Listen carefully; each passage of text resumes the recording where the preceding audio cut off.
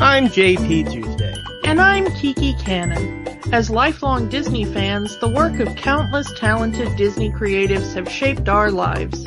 Now, as the Disney catalog expands, we're taking a journey through film and television to discover if that spark that shaped us as children lives on in adulthood. Does your favorite Disney media still cast that same spell? Join us as we find out. We are Rewatching the Magic. Happy anniversary, Kiki. Happy anniversary, Tuesday. Yes, this episode marks our 4-year anniversary doing this podcast. Kiki, are you surprised we're still doing this 4 years later? Yeah. I mean, really. So yeah, and what are we doing to celebrate our 4-year anniversary? We are celebrating the 60th anniversary of Doctor Who. To celebrate this, to celebrate all of that, we have decided to go back to our last big anniversary with Doctor Who. That will be the 50th anniversary Doctor Who episode, The Day of the Doctor, which introduced a brand new incarnation of the Doctor, never before seen. The one that broke the promise, the one that abandoned the name, the War Doctor, John Hurt. So a few months before this episode aired, we got the Name of the Doctor episode. And at the end of that episode was when we first saw the War Doctor. Kiki, I want your opinion. If you can even remember that far back, what was your opinion when you saw John Hurt on screen for the first time and those words introducing John Hurt as the Doctor?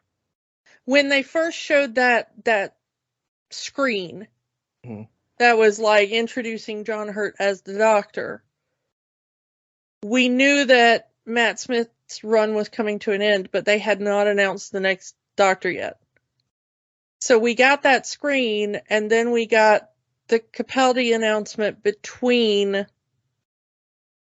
that screen and this special. If memory serves. Mm-hmm. And so there was, if I remember correctly, a little bit of speculation of like, are we going to get like a season with John Hurt or something? Like, is John Hurt like a big Doctor Who fan and he just always wanted to play Doctor Who and like, you know,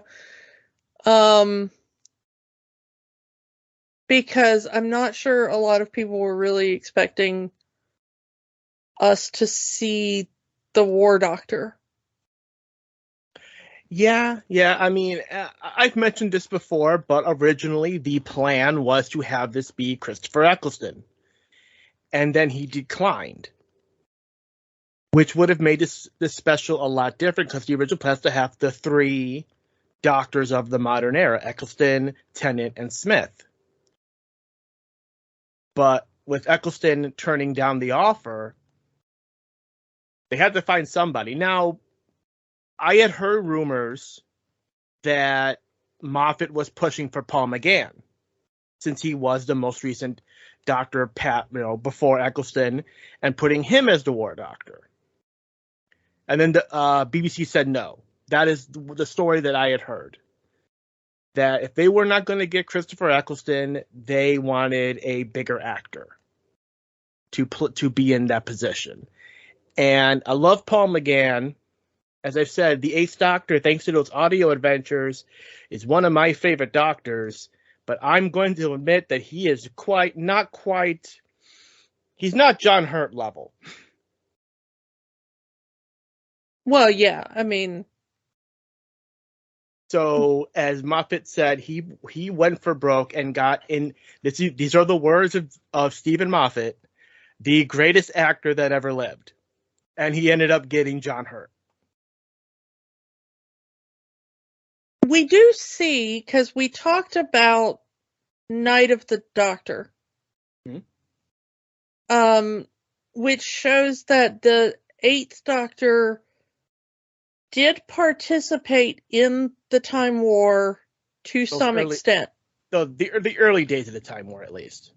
Yeah, we're not sure how long he was in, because we don't exactly know how long the Time War lasted, and, you know. How can you measure time in a war across time? Yeah. But at least in the Doctor's personal timeline, we don't know how long he was fighting the Time War. Because, you know, they say in this episode there is 400 years between the incarnation of John Hurt's War Doctor and where Matt Smith's 11th Doctor is at the moment we see him in this episode. So 400 years in his personal timeline. We don't know exactly where David Tennant's 10th Doctor is in that grouping. 907, I believe he said it was. So yeah. But we don't know how long the 8th Doctor personally, in his own, you know, continuity, had been fighting the Time War. We know that he regenerates into young 1980, 1979 John Hurt, because that's the picture that they used. We know that it's been a long time because he had to go from being young John Hurt to old John Hurt. Yeah. So we know that if the body ages in whatever way that is, you know, then he's been doing the Time War for many centuries, probably. Yeah. In his own personal timeline as the War Doctor. For him to age that much, because we see the 12th Doctor go through quite a long time without appreciably aging. Mm-hmm. And we see the 11th Doctor go through quite a decent chunk of time without appreciably aging. So if he goes from, you know, 8th Doctor Paul McGann into young John Hurt into old John Hurt, that's millennia, maybe? Maybe. That's why the age of the Doctor is always so weird. You know, there's the joke in this episode that's not really, you know, 11th Doctor has about, you know, my age is whatever unless I'm lying, and I'm not sure when I'm lying about it. Like, you know, that he can't actually remember, you know? I'm pretty sure at least 3 times in the Doctor's life he's forgot how old he was and just started over. Yeah. I'm like my 3,000 and my 5,000. 900 sounds about the right number. We'll go with 900. Yeah. It's like those people who are like, you know, this is the 12th anniversary of my 39th birthday. I've been 39 for 12 years now. You know, Yeah. as I have a feeling the Doctor is kind of whatever the Time Lord version of that is. Been 900 years old for a few centuries now. Yeah, it's whatever is considered just before you start to turn old by Time Lord standards. He's just picked that number and stuck with it. We even got that reference with the 13th Doctor, where she says, I'm centuries years old. I don't even know how old I am anymore. Yeah. Yeah, I mean, the Doctor's age is mud. Just like the Doctor Who continuity is mud. Because he's gone back and forth so many times, he's probably contradicted himself more than he can even realize. But with this special coming up, there was a lot of expectation for it because it's the 50th anniversary. It's the first anniversary in the New Who era. And they made a big deal out of this because this was going to be a worldwide premiere. It was going to be a first. For the first time, this episode was going to air live in all over the world at the same time and in theaters. And I was lucky enough to see this in a theater. with a bunch of Doctor Who fans, a lot of cosplayers. I remember one guy in a full Cyberman suit. I don't know how he sat down. Or watched the thing, because you saw it in 3D, didn't you? Yes, I did. Like, how that dude watched it in 3D. I assume he would take the helmet off. But yeah, you sent me the little thing that they played in theaters before the showing. Yeah. And that was adorable. I love that they went through the trouble to make that, because it had Strax in it, and then Yes. it had Matt Smith and David Tennant and somebody standing in for the back of John Hurt's head. So yeah, they had Strax doing the silence your cell phones, no recording during the movie spiel that you see during every presentation of every theater. And yeah, we get this introduction with Matt Smith addressing the audience. Welcome to the 100th anniversary of Doctor Who in 12D. And by the time we get to the 100th anniversary, David Tennant will still be playing the Doctor in some capacity. Probably. All 57 Doctors, and David Tennant's about a third of them. Yeah. The funny thing is, though, is that I honestly think that Strax's version of that, like, silence your phones and stuff, should be the way that it's always done. I want something that's kind of like that strict. Like, can you please not be a dick in the movie theater? This is not your living room. There are other people here. Be respectful. One thing I do remember, because I had gotten out of the theater and I checked social media about it, and apparently the Doctor Who social media pages were putting up similar messages from Strax to not post spoilers, to get off your phone and stay and watch the movie. What are you doing on your mobile device? Oh, that's so cute. I cannot find them anymore, but I remember those being on the Doctor Who social media pages as this was airing live. So, yeah, for the first time all over the world, people were able to watch it at the same time. And it was the only time it's ever happened. Like BBC America at the time would air Doctor Who the same day, but it would be several hours later. Like, it would be 7 p.m. in the UK, and you had to wait till 7 p.m. US time to watch it on BBC America. Which is my time zone 5 hours, your time zone 6 hours later, you know. Yeah. So if people were douchebags about spoilers, you know, yeah, you're kind of out of luck. But yeah, they did it for that day, and it kind of, it was an interesting thing of it kind of being available at the same time, which honestly, with streaming and stuff now, there is no reason for it not to just be available all at the same time. And which makes me wonder how they're going to handle this Disney Plus deal with the BBC. Are we getting it the same time it's airing on the BBC, or are we getting it a few hours later?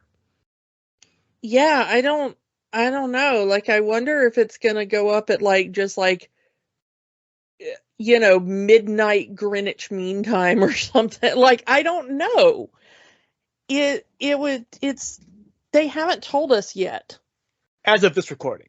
Yeah, as of when we're recording, we do not know yet exactly how the timing of it's going to work. And granted, there's still going to be a delay in which people can watch it because, you know, that's how time zones work. You know? It's just, even if you make it accessible to everybody around the world, some people are going to be asleep, some people are going to be at work, some people are going to, you know, It's like everybody can't actually sit down and watch something live unless it's a massive news event like, you know, the moon landing or something, where people know it's going to happen when it's going to happen, and they completely change their schedules for this is a major news event kind of thing, you know? You must kill us all on sight. Sorry, had to make the reference. Yeah. Everybody, at this point, there's no reason why everybody shouldn't have access to everything within a 24-hour period. Mm-hmm. And it's kind of ridiculous that they don't. I liked the fact that they did this Day of the Doctor thing basically all at once, you know? Mm-hmm. I didn't get to see it in the theater. I watched it on BBC America. Was there anything special for the American television version that wasn't in any other version? You didn't get like a Strax intro or anything? I don't remember there being one. There may have been. I think it was just like, you know, BBC America being like, and now a special event, you know, that kind of thing. But I don't remember there being like a real, you know, hey, we got the actors to come in and do a little bit of shtick for the thing. In my memory, it was just like, you know, and now all over the world, you know, everybody's watching the 50th anniversary special. Here we go. And then it opens up with, you know, that really cool opening. But the thing I like about going back to the thing that the people in theaters saw, I love the fact that they understood that a lot of people were going to be taking kids and it might be their first 3D experience. Mm-hmm. And so they did a little thing to acclimate kids to, hey, don't freak out. This is what 3D looks like. Because if the doctor says it's okay, then it's okay. Yeah, it's like kids kind of trust when the doctor says this is what's supposed to be happening. So they had that little thing of, you know, parts of this are going to be in 3D, which means things are going to jump out at you. And let's just test that now to make sure it's working. And then they had both doctors, you know, wave their sonic screwdrivers at the audience to, you know, test the 3D, you know, which I kind of like, because if you are a little kid and that's your first 3D experience, some of that stuff can be scary, even if it's fun stuff, you know? Mm-hmm. And the fact that Doctor Who can be scary with the monsters and stuff for some little kids, if all of a sudden your first experience of 3D is like a Zygon jumping out at you from the screen, or a Dalek or something, that could be really scary for a little kid. So I like that they thought ahead about that, of like, this could be some kids' entry to 3D, and we don't want them to freak out. We want them to know this is okay. And how do we introduce them to that? And then my favorite thing was that they used the new 3D glasses technology, because we grew up with the old red and blue. The one that the 10th Doctor wore. Yeah, the one that the 10th Doctor wore with the red and blue lenses. But now they have those clear polarized lenses.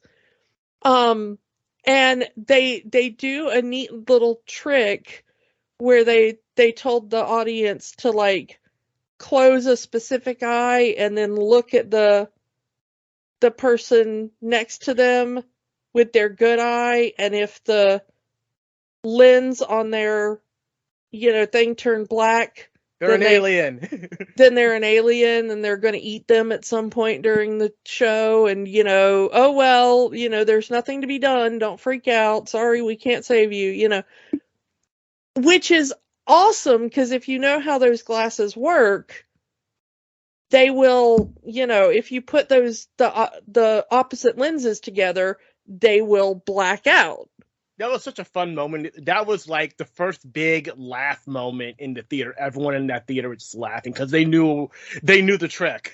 Yeah, but the thing is like, if you're a little kid, or even if you're an adult that doesn't know how those glasses work, that's a really neat, like, quote unquote magic trick, you know? And I love that they used that little bit of science that somebody in, you know, in the BBC thought about that and was like, oh, hey, you know, here's a fun little trick we can play on the kids in the audience. And that they put that in there because it's something you can't do with the old 3D glasses we grew up with. Mm-hmm. You know, that red and blue thing, like that just doesn't really work. But it is a neat trick you can do with the new 3D technology, which I like. And I laughed so hard because even though, like, I didn't experience it in theaters, I understand the principle. And when he was like, and if it blacks out there, and I laughed so hard I had to pause the video, because I was like, oh, that's so cute, like using science to, like, you know, and I just, that really got me. Like, I can't tell you like how much that made me laugh. And I loved that, and I loved that they did that to the audience in the theaters. And the banter, like, you know, here's David Tennant said, "Watch out for the chin." Yeah, that Matt Smith's chin was going to be like overly 3D and come out at the audience and stuff. Which, you know? yeah, if you watch there was a few theaters that showed us in 2D, and the video I showed you did have that 2D intro, where Streck's going up to this one guy who had his eyes bandaged because the doctor's chin just stuck out of the screen and poked him in the eye. Yeah. Which is weird because I never thought of Matt Smith as having a big chin. I always thought of him as having like a very pronounced brow. Like a Cro-Magnon kind of brow. That was always my thing with Matt Smith. Like when he first came in, I was like, that is a pronounced brow line. And then when they make jokes about it, you know, the joke about David Tennant is always like, oh, it's like you're super skinny or whatever. And then the joke about Matt Smith in there became like his chin for some reason, and I was like, I never noticed that because I can't stop looking at his brow line. This actually is a reference. If you go back to the Regeneration, when Tennant became Smith, the 11th Doctor, Matt Smith, is actually rubbing his chin and going, "Blimey!" Yeah, and I mean, there's all. I think they kind of like ask each actor like, hey, what's the thing that you feel most self-conscious about so that we can constantly mock you for it? I mean, for Eccleston, it was the ears. Yeah, and, you know, John Hurt even mentions that in this episode, you know? But, like, it seems like every single actor, like, it's like, hey, what physical feature of yours are you, like, really touchy about or something, you know? Like... And then for Capaldi, it became the eyebrows. Yeah. I mean, he is a man blessed of, like, glorious eyebrow. So, you know, I don't really think that's so much a bad thing. But I think one of my favorite lines in the episode is when Matt Smith is commenting on the skinniness of David Tennant, and he goes, I've never seen that from the outside before. It's like a special effect. Matchstick man. Yeah. So yeah, we have let's move on to our villains, the Zygons. Zygons first appeared in the 4th Doctor story, Terror of the Zygons, and hadn't made an appearance since. Here, the Day of the Doctor is the Zygon's second appearance in the series and the first appearance in the modern series. And they don't change much of the design from the classic series, just making it a little bit more scary. It's still a person in a rubber suit, but the suit seems to be more functional than it was in the 70s. And I do like that 10th Doctor does refer to Zygons as rubbery tentacle sucker things. Mm-hmm. But he specifically mentions rubbery as the primary adjective there. Yeah, the interesting thing is you would think that the big bad quote of this episode would be the Daleks, because we're talking about the Time War. Mm-hmm. But while the Daleks are in here, they are not the threat. Yeah, a lot of people thought the main focus of this special was going to be the Time War. Even in the, before the title of this special was announced, a lot of people were saying it was going to be called The Time War. While the Time War does play into the story, it's not the main story. And to take a monster like the Zygons from the classic series, a monster that hasn't been seen since the 70s, and make that the main story, it's very interesting. Especially when this is the anniversary episode. Like wouldn't you think the anniversary should have had the Daleks or the Cybermen or the Master or some other well-known monster from Doctor Who lore? But they went with the Zygons, which, they got their money's worth out of it, because we did see the Zygons a couple more times in the series. But yeah, it's an odd choice that the big bad of the anniversary just being these originally one-off villains that we never saw again.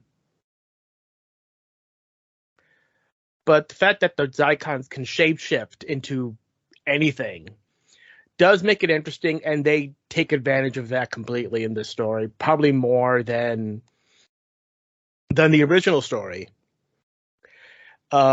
Side note, Terror of the Zygons also is the story where Sarah Jane meets the Loch Ness Monster. Yeah. As she yells to Rose. Sorry, Nessie did not make it into the anniversary special. Yeah, such a shame. But we do have Queen Elizabeth I back again for her third appearance in the modern series. No, second appearance in the modern series, third appearance in the series. Yes. Because one from the classic, yeah. Queen Elizabeth I first made her appearance in Doctor Who in the Chase. And she makes her first appearance in the modern series in the Shakespeare Code. Yes, that is the episode where they meet William Shakespeare. At the end of that episode, Queen Elizabeth I arrives to see Shakespeare's play. She spots the Doctor and immediately orders his execution. And they wonder, what did you do to piss off Queen Elizabeth? Doctor says, I don't know, but I can't wait to find out. And, this is the episode where we find out. This is also a reference to David Tennant's final episode, The End of Time, where he gets out of the TARDIS in his little vacation mode attire, look up to the Ood, saying, "Oh, I married Queen Elizabeth. I married good Queen Bess. That nickname no longer applies to her." But when we see 10th Doctor with Queen Elizabeth in, when we join them in that first scene, we think like, oh, they're in a relationship and stuff, and then he brings out the little machine that goes ding when there's stuff, and I love the machine that goes ding when there's stuff.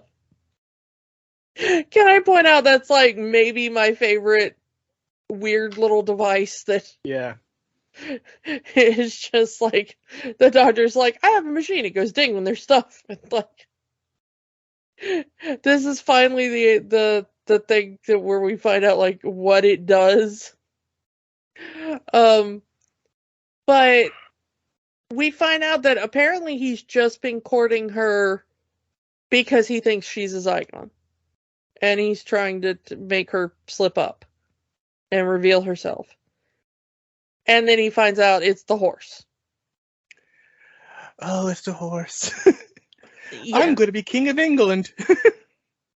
And I love that the only time the Doctor is like really romantic and stuff, like up until we get the stuff with River. But like, I love the idea of the only time the Doctor is like really romantic is like when he's doing a ploy. Yeah, like the thing I wonder about is I wonder if this is the point where the Doctor decides to learn to speak horse? Possible. Because maybe if he knew how to speak horse, he might have figured it out earlier. Because I've never known if that speaking horse was like part of the TARDIS translation circuits, or if it was just like, I spent a summer abroad learning how to speak horse, I mean, we know the Doctor can understand babies, and that doesn't seem to be a translation with the TARDIS. But also, we don't know if that's like a telepathy thing or what. Or him just talking out of his backside. Yeah. But yeah, this is one of the most weirdly put together episodes / specials. It's the closest thing we get to a Tarantino style in terms of the narrative, because Tarantino movies are never told in order. So we get we start with 11, and then we move on to war, and then we move back to 11, and then we go to 10, and then we go back to 11, and what they're doing in their respective points in history. Yeah, but also it starts with Clara just, being at the school. And I like that we start with the original opening. Yeah, we get the black and white Doctor Who intro, a recreation of the original intro from '63. And we start this special the way the original Unearthly Child episode started, with a police officer walking by Foreman's junkyard, and there we see Coal Hill School. Yeah. Which Clara teaches at when she's not traveling with the Doctor. And then one of her co-workers comes in and is like, "Oh, Clara, are you okay? There was a call for you from your doctor." And she's like, "Oh, did he leave an address?" And they're like, "Yeah." And then she gets on a motorcycle and rushes to, the middle of nowhere. There's a great Easter egg here. If you pause at the right time, on the Coal Hill School sign, it says Chairman I. Chesterton. Aww. So yes, we get a shout out to First Doctor companion Ian Chesterton, who is now the chairman of governors at Coal Hill School. That's so sweet. I think I've missed that every time. That's very nice. However, Claire and the Doctor just, they're like, "Hey, let's go off on an adventure," and then suddenly a helicopter picks them up. This really does show a little bit more of Clara and the Doctor's relationship, because number one, apparently the TARDIS likes Clara now because it responds to the snap of her fingers and not the Doctor's. Yeah, I mean, I like the idea that the TARDIS occasionally just does things to annoy the Doctor. And it takes it to the Tower of London. No, it takes it to the National Gallery. Yeah, and takes it to the National Gallery. And we get an introduction. Well, one character that we see here is Kate Stewart. This is not Kate Stewart's first appearance. Her first appearance was in The Power of Three. She is the daughter of the Brigadier, Alistair Gordon Lethbridge Stewart. So yeah, with Nicholas Courtney passed on, we need a new Lethbridge Stewart. So we have Kate Lethbridge Stewart, the daughter of the Brigadier, who is now the head of unit. But this is the first appearance of the character of Osgood. Yeah, Petronella Osgood. How's that for a name? Yeah. That's a good Doctor Who name. I mean, obviously she doesn't seem to like her first name because she just goes by Osgood. But Day of the Doctor, first appearance of Osgood. I like the character. I know there are people who don't, but the love and hate for Osgood is for the same reason, in that she's a Doctor Who fangirl.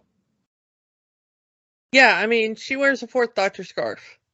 Like, every time we see her, she's dressed in another classic era Doctor's attire. Yeah, I am going to say that I love Osgood. I wanted Osgood to have her own spinoff.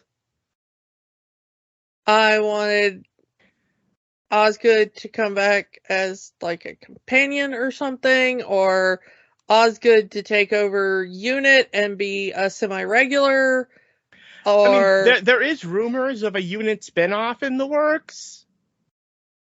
That's been a rumor for a little bit. If that rumor turns out to be true, yes, sign up both of these ladies and make them the stars of a Unit spinoff. I love everything about Osgood. I want more of her. And she's done a lot of audios Yeah, for Big Finish. Ingrid Oliver is a busy woman. She has not come back since her appearance with the 12th Doctor, the Zygon invasion, the Zygon inversion, which again, it's sad because can you imagine Osgood interacting with Jodie Whittaker's Doctor? We mentioned that with the Paternoster gang, them interacting with her. Can you imagine Osgood interacting with a woman as the Doctor? I mean, that would have been a ship I could have gotten behind. I do not care at all about Yaz and the Doctor. That came out of nowhere. I do not feel they really built that. But given their history together, I think that the idea of Osgood and the Doctor having a thing by the time it's Jodie Whittaker would have made sense. Because there's history there. Mm-hmm. Osgood walks into the show with queer energy. Yeah, Yeah. I don't know if that's what was intended for the character, but she just walks onto the set with major queer energy, and I mean that in the best way possible. She's such a cool character, and so the idea of her being like, I am a Doctor fangirl, and then the Doctor shows up as a woman, and she's like, and now I have different feelings for the Doctor. I think that would be a very interesting, update. We obviously have seen Kate in the trailers for the 60th, but we have not seen Osgood. Any confirmation of Osgood being in the 60th, which makes me sad. Well, yeah, I mean, Osgood now it's really weird because you got the Operation Double thing and you know what I mean? And honestly, her story arc is kind of done. Regardless of how you think about it, regardless of which Osgood you think is which, her story gets kind of done. So to have her continue to show up, but I'm just a fan of the character and just want more of this character. Well, the thing is that, if memory serves, there's the idea that the human Osgood died and then the Zygons just decided okay, we're just going to keep cosplaying humans and be good or whatever. And then some of the novels and audios and stuff have just gone with that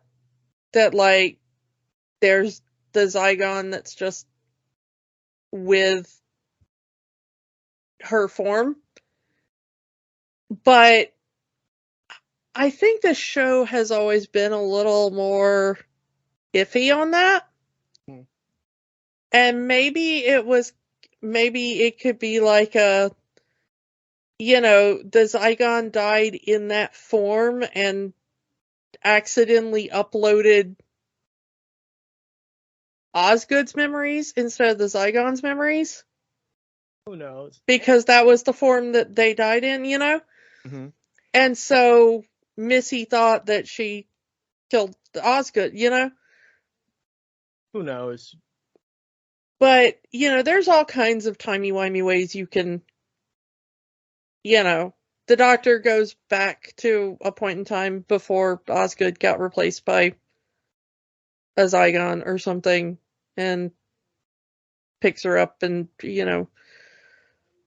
This is not the first Osgood in the series. There is a soldier named Tom Osgood from the Third Doctor story, The Demons. Or The Daemons. However you want to pronounce that word.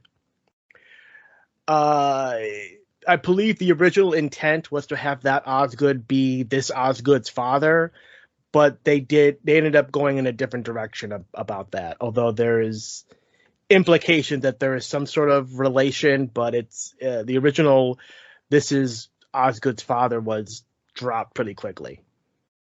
Oh, the fact that this leads into the intro proper with the names coming on the screen and the title with that dun dun dun dun dun. Yeah. Majestic Tale of a Madman in a Box is the name of the song. Yeah, I love that particular piece of music. It's great. And it fits the 11th Doctor so well. Because, whoever was Matt Smith's stunt double hanging from that TARDIS probably doesn't get paid enough. Yeah, that looked fun, though. Yeah. Because here you have Matt Smith, or the 11th Doctor stuntman, hanging from the bottom of the TARDIS, being held up by a helicopter. Or it could easily be a CG thing, I'm not sure. No, I think that one was real. I think they just crane lifted that, at least the bottom part of that rig into. There may have been some composite with the helicopter. I don't think the whole thing was on a helicopter, but I think I saw a behind the scenes thing, and I think it was like the TARDIS prop on a crane and a guy hanging from it, but yeah, all this is happening with, the skyline of London with the actor's name, Matt Smith, David Tennant, Jenna Coleman with, Billy Piper, John Hurt, the name of the Doctor. And yeah, another one came up, as I just mentioned it, was the announcement when our cast was announced, the announcement that Billy Piper was going to be part of this. So a lot of people thought she was playing Rose Tyler again, that was going to be our time frame. It was going to be Tennant, 10th Doctor, and Rose Tyler era. And no, it was not. I mean, what was your... I don't know how far in advance did you know about Billy Piper's involvement with the special or not? Yeah, I don't really remember. I do like that we see Billy Piper for the first time. And it is immediately apparent that she is not Rose. Mm-hmm. And I will give it to her because, honestly, at this point, I had not seen Billy Piper in anything other than Doctor Who. When I watched this, I was like, oh, she really has some acting range. Because I had only seen her play Rose. Mm-hmm. And it was so obvious. It was so very obvious from the moment that she started speaking that whatever character she was playing was not Rose Tyler. It's a different verbiage. It's a different tone. Like, she's not talking like Rose talks. She's talking like Billy Piper talks. And, whatever this is that has Rose's face, it moves different, it speaks different, everything about it is very definitely not Rose Tyler. Mm-hmm. And I very much appreciated that because I didn't have to wonder for a second why Rose Tyler was back. I just immediately started wondering what was using Rose's face. Mm. And that made me happy in retrospect because I didn't have to sit there going like, okay, how are they going to explain like how she's back from the other universe and why is she here and how did she meet the war doctor and how did, it was just like, okay, something is using Rose's face. Why? And what?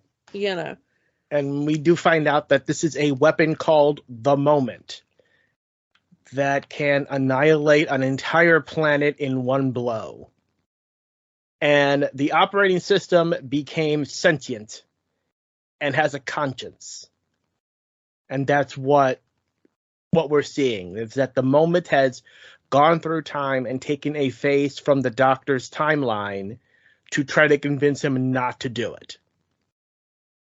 It just happened to take this face from the War Doctor's future.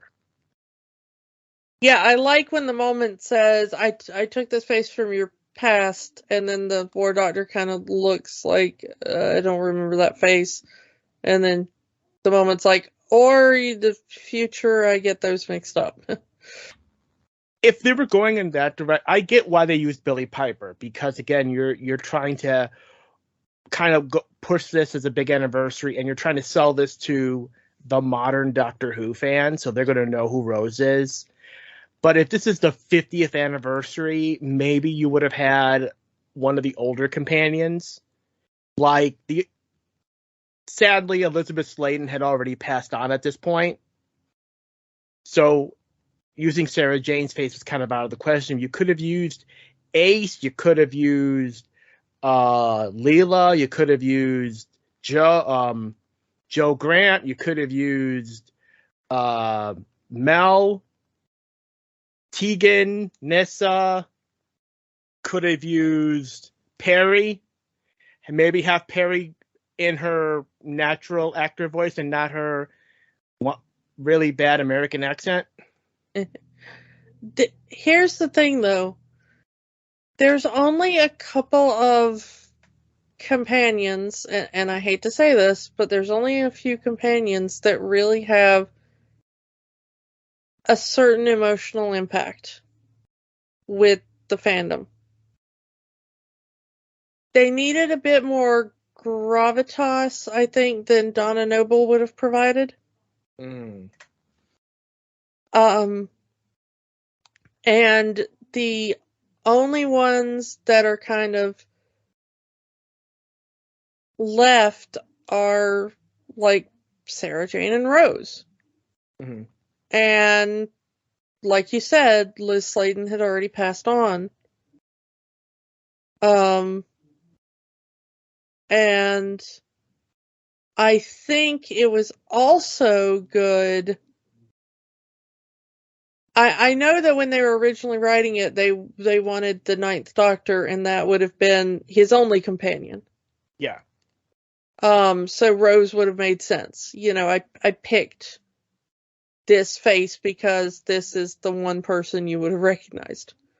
You would listen to. I mean, it's going to be Rose or Jack. Those are the only people he really had as companions, and Jack wouldn't have held as much sway. Jack would have said, do it. Well, but I mean, as far as a face that would connect and bring out emotion. Mm-hmm. Mm-hmm. Rose was the only companion he had. Jack tagged along for a couple of, adventures, but Rose was his only companion through that series. pulling companions from the past, yeah, but here's the thing, except for, like, Sarah Jane, the newer audience kind of needs a primer, you know?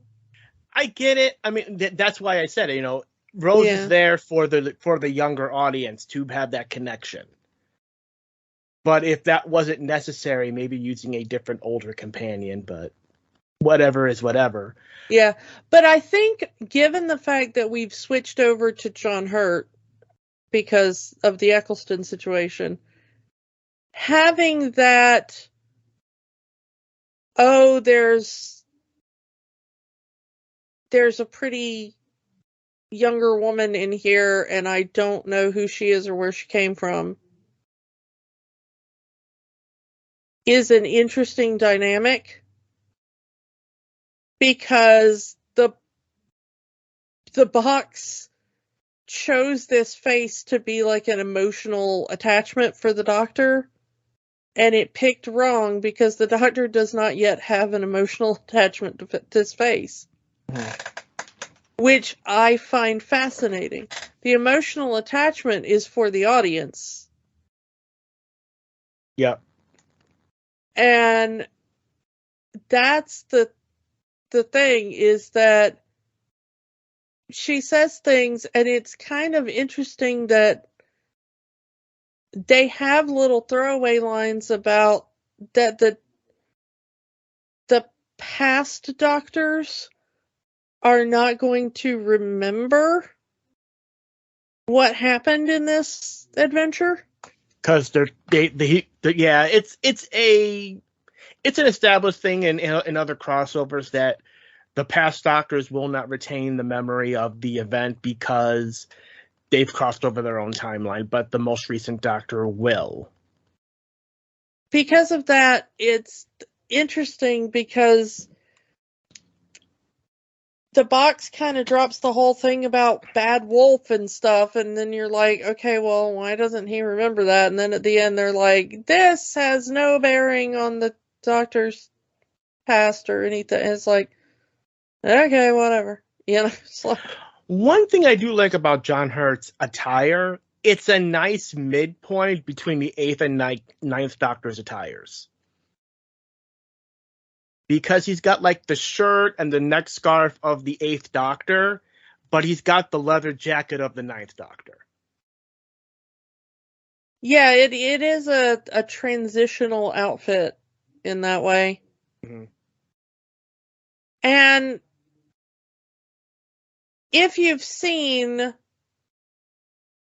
the Night of the Doctor, at which they released just before this, and we talked about with the 8th Doctor, to see that regeneration, you get the idea of that this curmudgeonly old man routine is not just the typical Doctor has been a curmudgeonly old man since we first saw him in the Hartnell years.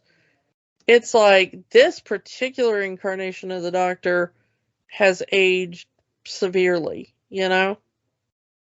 And I like the idea that his clothing kind of has too, and all that other stuff. Mm-hmm. One of the things I like about this episode is the introduction of Gallifreyan paintings. Time Lord art. Bigger on the inside. Well, and also that they're... I don't know whether I really love it or think it's just another way Time Lords are douchey. Because the description is kind of weird, but it does seem like if you take a picture/painting of something, you trap any subjects inside of it. I mean, they kind of imply that with the stasis cubes later in the episode. But as the Doctor describes it, it's a second of real time just frozen. But the thing is that it does mean that there is a being trapped in a painting. Like, if your painting is not just of a landscape with no living creatures in it, you are trapping, theoretically, a sentient being. None of them came out when the Three Doctors did. So it might not just be, it just might just be an echo of a path that no longer exists or something. Because when the Three Doctors and Clara come out of the painting later in the episode, no one follows them. No one else is coming out of that painting. Well, they might not know the exact exit point. Mm. But here's the thing is that that's how we get the Zygon potential invasion. That's how the Zygons get to Earth, is because apparently there were all these paintings of Zygons. And the Zygons broke free of the paintings. Because there's the whole point of the Doctor talking about that the glass that was encasing the paintings got broken from the inside out. And those Zygons seem perfectly functional and sentient and normal Zygons. Mm-hmm.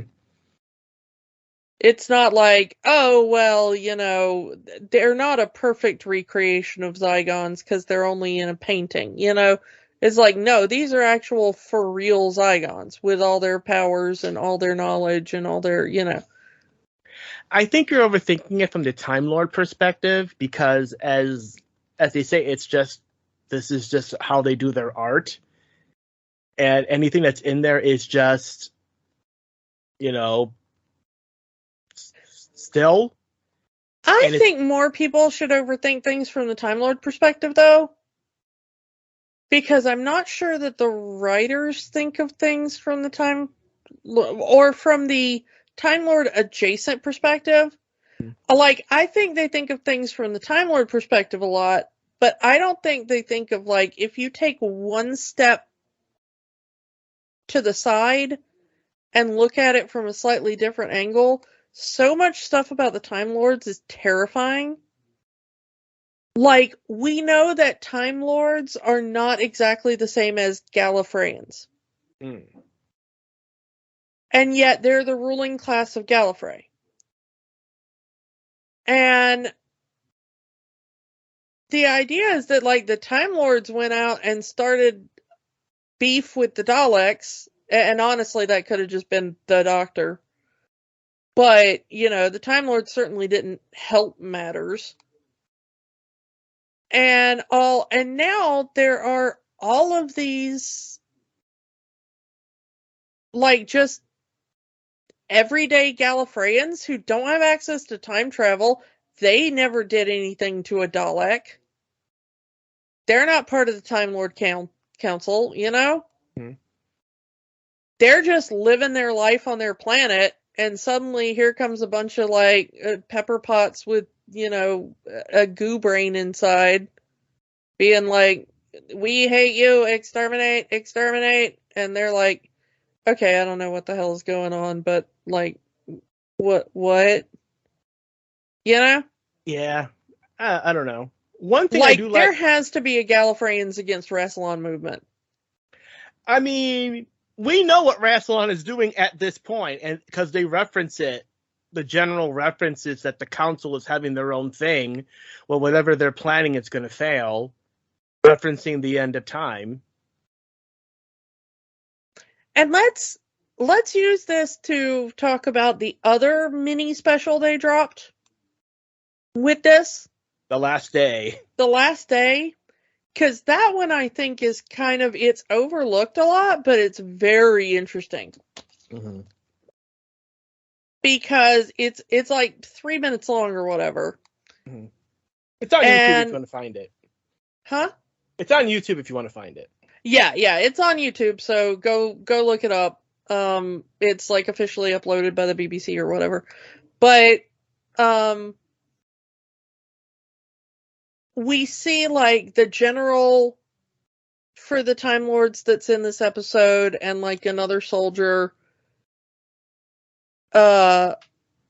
bringing a soldier in on like his first day in the war.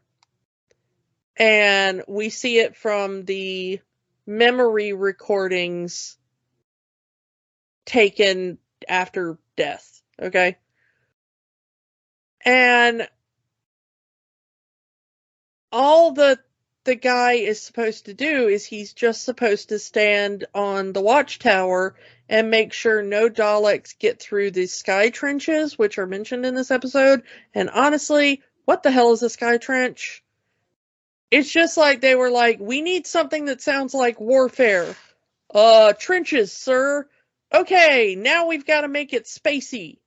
Sky? Sky trenches, yes, that is spacey and sci-fi. Okay, but what do? Who cares? It's a spacey sci-fi term. We're reversing the polarity of the sky trenches. Go with it. You know, like, but the thing is that they have this thing of like, hey, we're installing your little recording device because you're a soldier now or whatever. And they keep saying that it's like, oh, you're having hallucinations because of this. And at one point, the new soldier looks in the mirror and you see this like really horrific skull body or whatever. And he's like, no, it's a hallucination. It's not like a vision of the future or whatever. But the thing is that this thing suggests, because the Doctor has said before that war crimes were committed by both sides. Mm-hmm. And I think that this special is suggesting that the Time Lords were so desperate at this point in the war that they were resurrecting dead soldiers. I mean, we know the Time Lords have the power to resurrect. They resurrected Rassilon. They resurrected the Master. Yeah, but I don't think it's true resurrection. I don't think they went through the entire process like they did, because I don't think that these were important enough for like a full regeneration style thing. Mm-hmm. I think that this is like, we have regenerated the body and we're just downloading memories via whatever this technology is. And we're wiping the hard drive, but it's not entirely effective. So you're getting bleed through from the previous time you were alive, you know?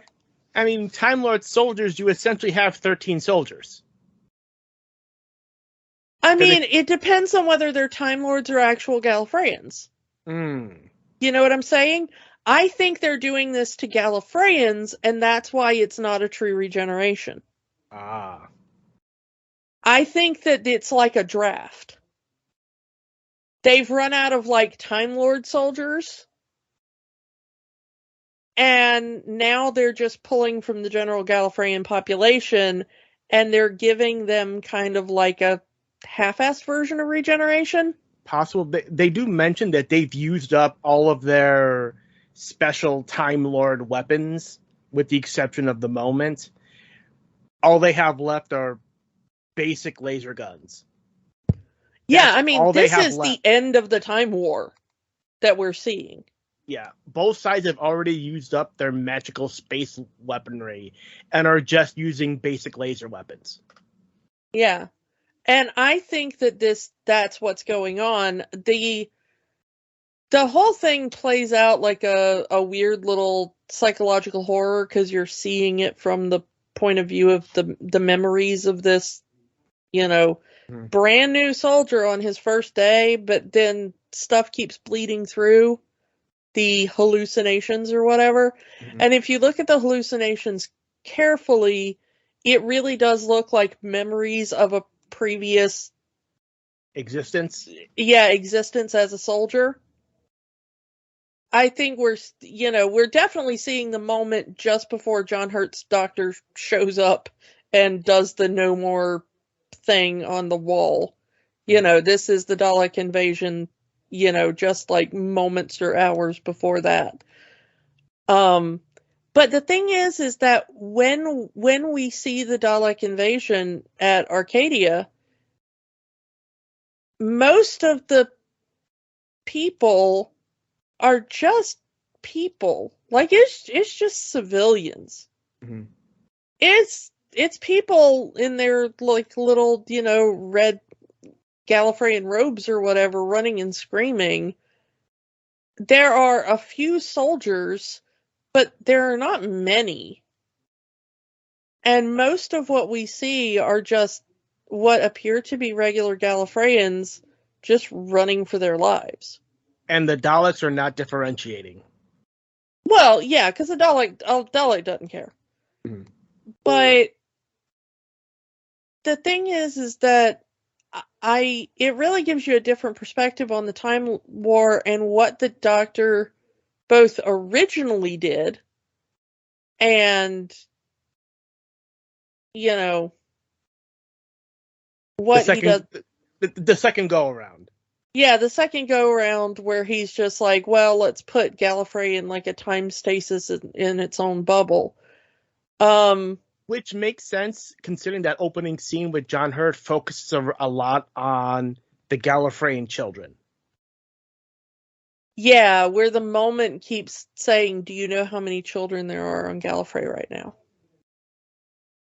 And he says he doesn't. And then we find out that by the time he's the 10th Doctor, he knows the exact number. And by the time he's the 11th Doctor, he has tried to wipe that from his memory. And I think that that's one of David Tennant's best acting bits in this, where he gets so mad at Matt Smith and is like, 400 years, that's all it takes you to forget that number? Yeah, as the moment says, the man that regrets and the man that forgets. Yeah. And for Smith, for the 11th Doctor, it's coming from, I've seen the place where I will die. I have seen my final battle. Nothing else matters. I've seen Trenzalore. I know how I die. I've seen where I die. How can I think of anything else? Which is slightly selfish. The Doctor's selfish? Never. Yeah, I mean, but the thing is that the 11th Doctor was kind of the most selfish in a way of the modern Doctors. 9th Doctor was trying to get over his PTSD from the war, so you could cut him a little bit of slack. And then 10th Doctor was trying so hard to be kind. Like, to try to undo all that damage. There are moments he slips. Family of Blood. Time Lord Victorious. Time Lord Victorious. Things like that. But, he desperately does not want to be the oncoming storm. Mm-hmm. He wants to be kind. He wants to be that echo of 9th Doctor saying, just this once, everybody lives. Except he wants that every time. So he is the truly kind of caring, I want every time to work out in the best possible way. No unnecessary sacrifices. No sacrifices at all if I can help it, And then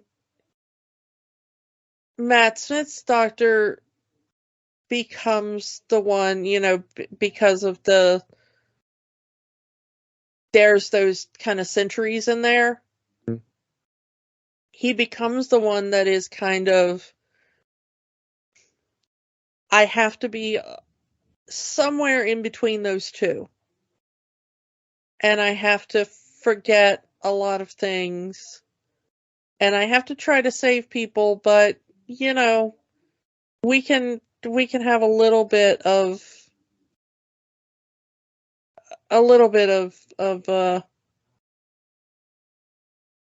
sacrifice, It's okay to let some things fall by the wayside. And then, I don't know, by the time it's Capaldi, it's kind of just pure chaos. Yeah. But so-and-so and so-and-so can die, but if Amy and Rory are fine, it's a win. yeah. I think that probably John Hurt's best acting moment is when they're in the tower cell and he realizes that he is the cause of all of their upset. Yeah, the way you two look at me. Yeah, the dread in their eyes. He is their greatest secret. He is their greatest regret, is being him.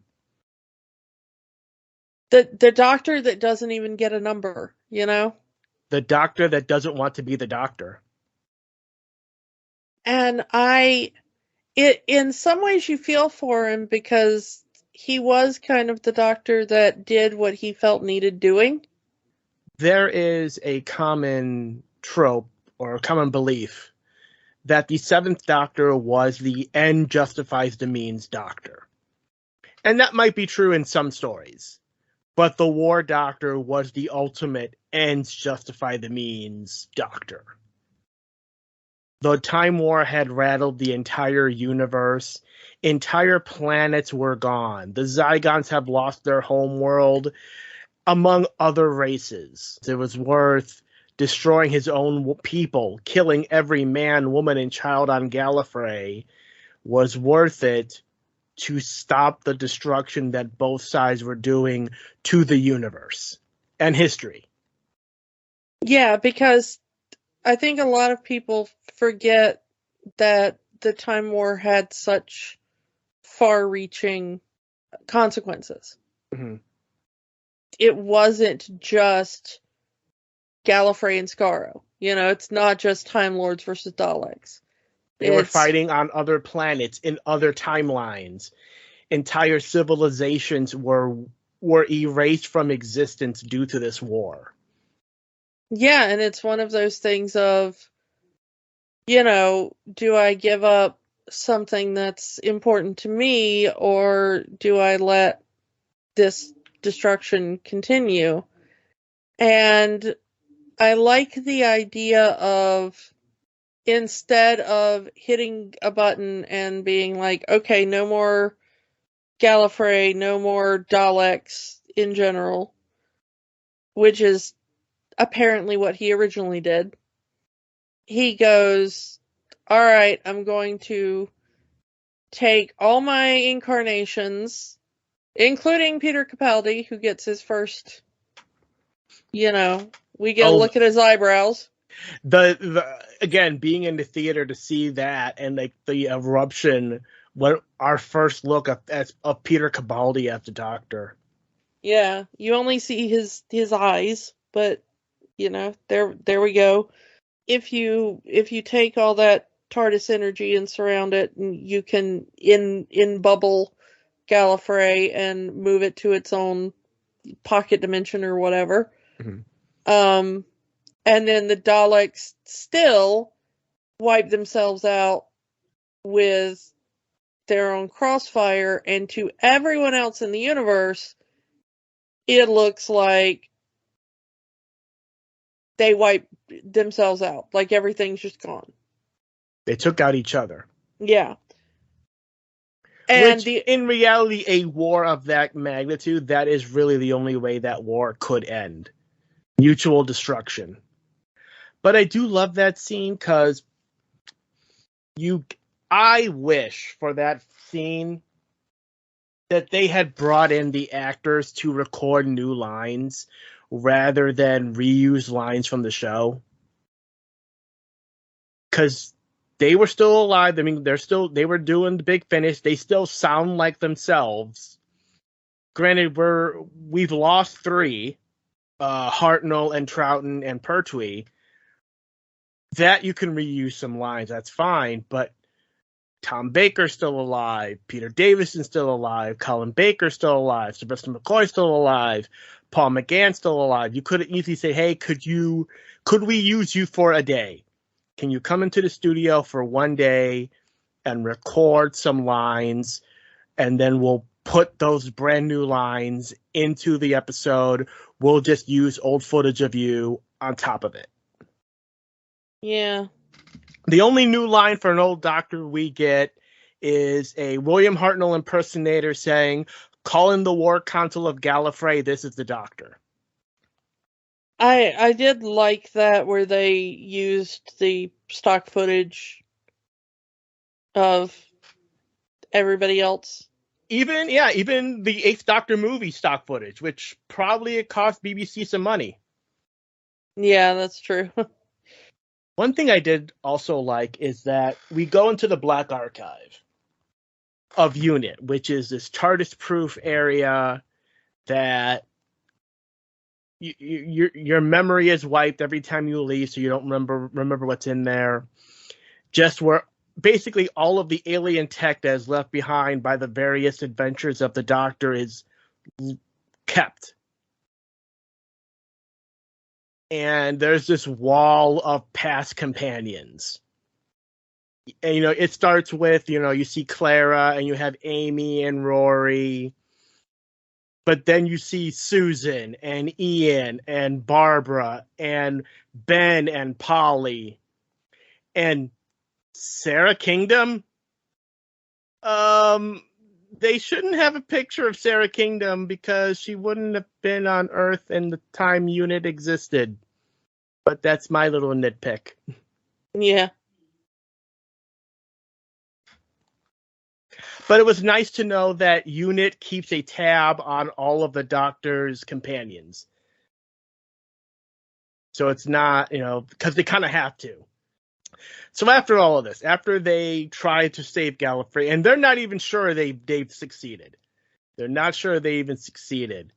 But they like to believe, as the War Doctor says, better to have failed doing the right thing than succeed doing the wrong. And, there really wasn't a reason for the War Doctor to have a regeneration other than we're going to try to have a half-assed Christopher Eccleston cameo in here. Unless you want to go by the thing that his sole existence is the Time War, and now that the Time War is over, he no longer needs to exist. Here comes the 9th Doctor. Yeah, well, also, he does have that thing about, wearing thin and stuff like that. And, that itself is a callback to the first Doctor.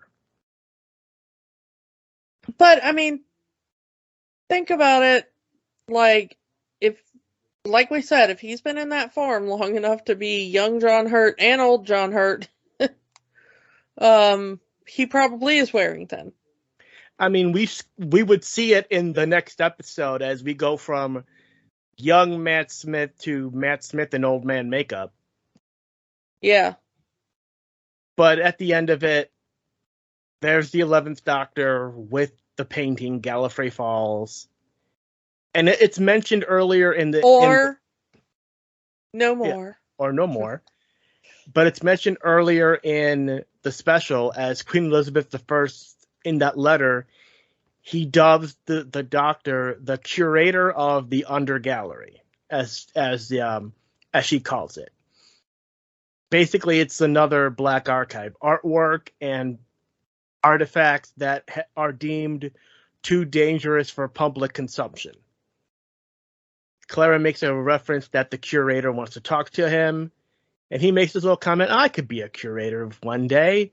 when I retire, I can come back and be the curator of this place. And then we hear a voice. Maybe you will. And I'm in the, again, this is one of those theater moments. I'm in the theater with this, and there's a collective gasp in the room when we hear that voice. And the man walks into the shot. You see his face, and it's Tom Baker. And we all lose it. Tom Baker, who has not returned to Doctor Who in decades, didn't return for the Five Doctors. Tom Baker coming back to Doctor Who for this was huge. Huge. Yeah. I remember, you know, of course I was just in my house, but I do remember being very excited when I heard that voice, because I was like, wait a minute.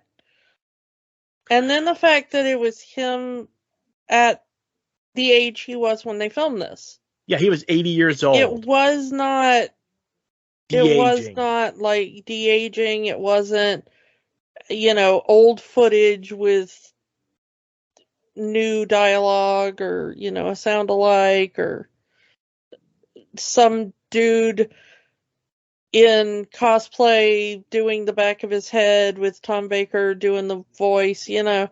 Mm-hmm. It was Tom Baker as he is now, you know, or when this was filmed, of course. Yeah, 80-year-old Tom Baker. He's 90 now, so. But yeah, 80-year-old Tom Baker with a cane, which I'm surprised they let that on camera. But yeah, here's, you know, Tom Baker as the curator, and we get this moment between the most recent Doctor and the most popular Doctor of the classic era having this moment together.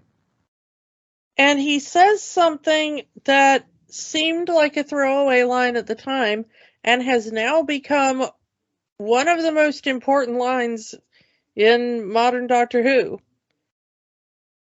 That he says, you're going to go back and revisit some of those old faces, but maybe just the favorites. The old favorites. And I don't even think they figure this out yet. But here we are 10 years later, and the Doctor is revisiting David Tennant's face. The number of videos that came out after the regeneration from Jodie Whittaker to David Tennant to this line. But this also gives an option for the future if they ever decide to revisit this with other Doctors. Like, we could have a Doctor in the future go to the National Gallery, and then all of a sudden we get a one shot of the curator, and it's Matt Smith, or it's Peter Capaldi, or it's Jodie Whittaker, or it's Sylvester McCoy, or it's Colin Baker, or it's Peter Davidson. So it gives some options there for a way for a older actor to come back, not necessarily playing their younger version of the Doctor, but just playing this curator who just is the Doctor from the future. What number he is, it doesn't matter. I think at that point the Doctor had stopped counting. But at some point the Doctor will retire. He will come to the National Gallery, and he will be the curator of the National Gallery. You know, that's a nice ending to the character.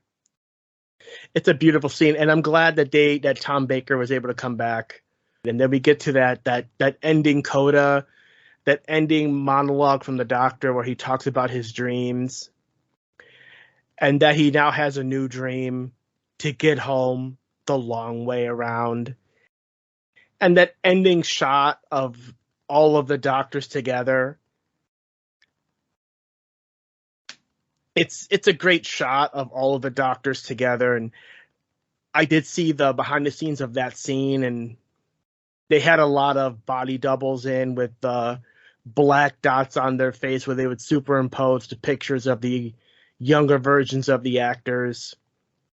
I gotta say, though, that the Fourth Doctor in that shot looks terrifying.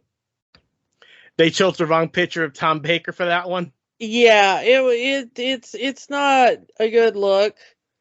The rest of them look fine, but they chose like an open mouth smile picture of Tom Baker, and it hits the uncanny valley at just the wrong point.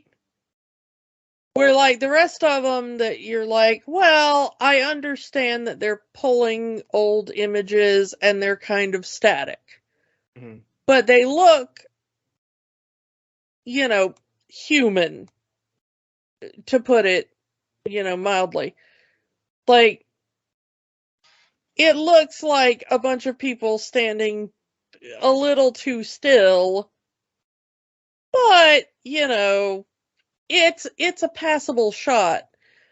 And then you look at Fourth Doctor, and he's got his mouth open in this grotesque pose that's supposed to be a smile. I think this is the wax statue from the Five Doctors photo shoot. It might be.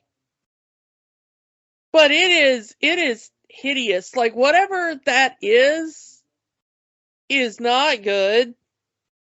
Like, at that point, get, like, a lookalike cosplayer or something, because it would have been better than whatever they did. There are some fans of the classic series who were disappointed in this because it focused too much on the modern era. People were calling it the 10th anniversary episode of New Who rather than being a proper 50th anniversary special. I don't know what you could have done to satisfy those fans that could be done on a BBC budget. Yeah, I mean, other than literally resurrecting some people from the grave and de-aging others, which, maybe they could do now with the stuff Disney has, but... And that's already getting pushed back.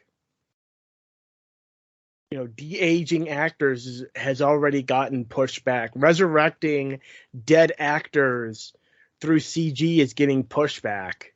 Oh, no, I agree, and I think there should be absolutely, the person themselves or their family estate, whatever, mm-hmm. should have complete control over when and how that's used. Mm-hmm.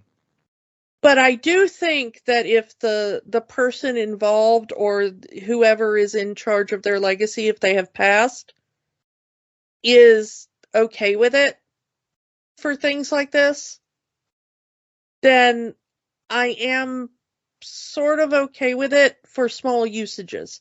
I wouldn't want to see like, hey, we can resurrect William Hartnell, so let's just make new William Hartnell stories. No. But we have like, David Bradley for that. Well, yeah, but for like a 20-second long shot in a 50th anniversary special, I'm kind of okay with that so long as William Hartnell's estate is okay with that.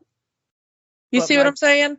I get that, but my point is, how can you satisfy the old school fans, the classic series fans, with a 50th anniversary special without, there's no way to do it that will be satisfactory to them with a BBC budget or even a Disney budget. Like I said, there's already pushback against de-aging technology. There's pushback against resurrection with CGI. I don't know what you could do, even in this special, that would have made classic Doctor Who fans satisfied.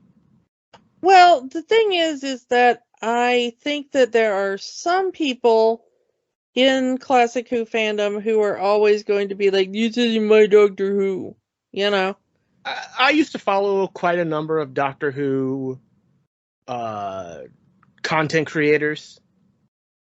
And I had to unfollow them because it was very clear nothing in New Who was going to satisfy them. Like, no matter what New Who did in any capacity, it was always going to be, this sucks. Classic Who better.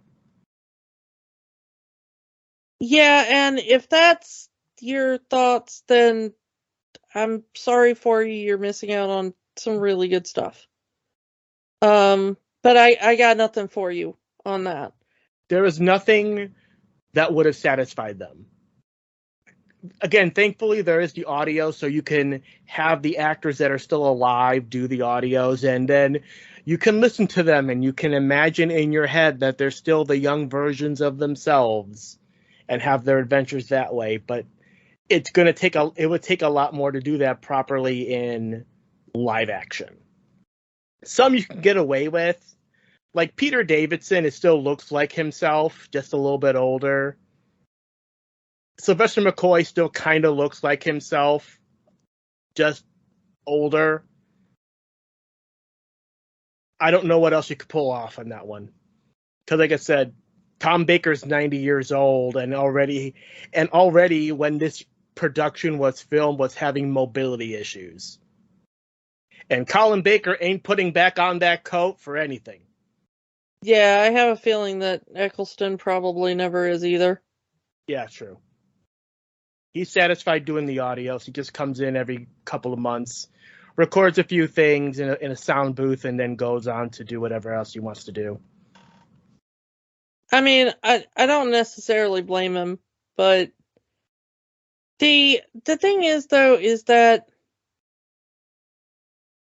I think that people have to stop trying to please everybody.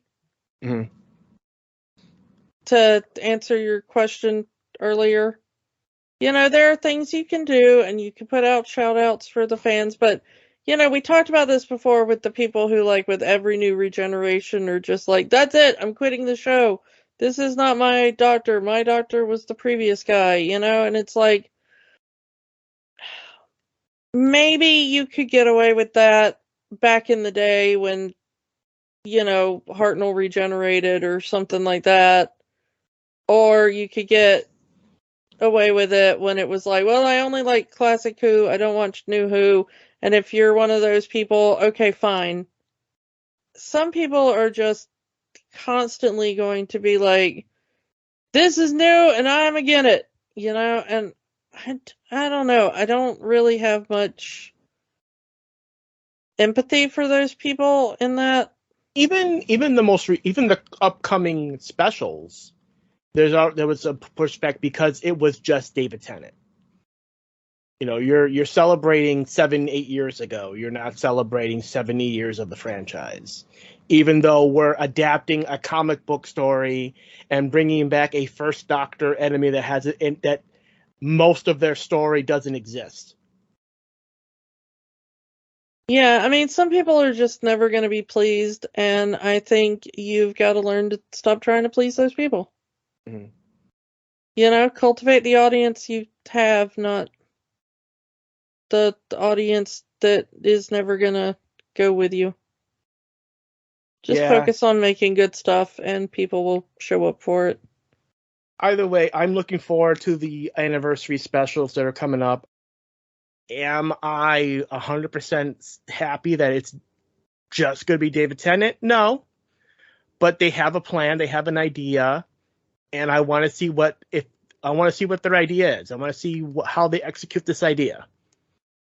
I would love it if people are all like, yeah, just David Tennant, and then all of a sudden there's like a surprise. A surprise Matt Smith appearance. A surprise Peter Capaldi appearance.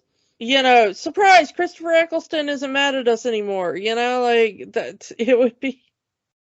Be so fascinating. Yeah, but we'll see what happens when those air. Again, as of this recording, we're about 2 weeks away from the episode.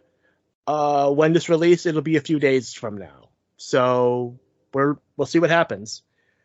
But yeah, technically does complete our retrospective of every canon Doctor, but it doesn't complete our retrospective of every televised Doctor, because it's time to take the TARDIS into non-canon territory.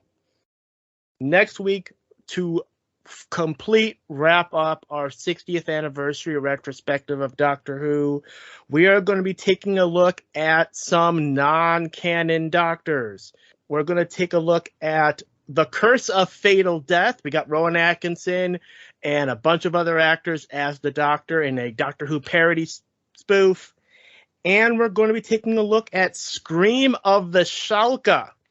Richard E. Grant as the Doctor in the first animated Doctor Who pilot, because this was supposed to go to series before they announced the Eccleston reboot. So it's going to be interesting going back and taking a look at the non-canon Doctors after we've just spent the entire year taking a look at the official Doctors.